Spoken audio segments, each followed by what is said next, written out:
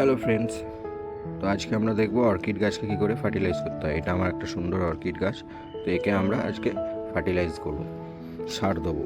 তার জন্য আমরা নিয়েছি কি সিউইড এক্সট্র্যাক্ট, এছাড়া বিশেষ কিছু ফার্টিলাইজারের আমাদের দরকার পড়ে না। তো আমরা আমাদের অর্কিড পটের সাইজ ওয়াইজ একটা ছোট জার নিয়ে নিয়েছি, তাতে জল নিয়ে নিয়েছি। জলেতে জাস্ট কয়েক ফোঁটা, লিটারে 2-3 ml হিসাবে জাস্ট কয়েক ফোঁটা আমরা সিউইড এক্সট্রাক্ট দিয়ে দেবো। এবং একটা স্ট্যান্ড মতো আমি তৈরি করেছি জিআই তার দিয়ে, যেটা দিয়ে একটু তুলে দেবো।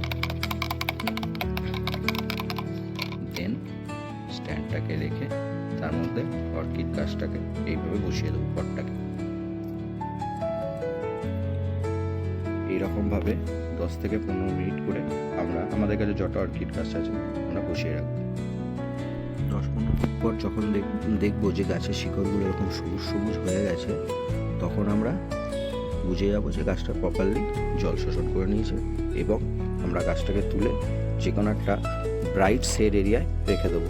মনে রাখবেন, একে ডাইরেক্ট সানলাইটে অর্কিডকে রাখবেন না। Thank you for watching.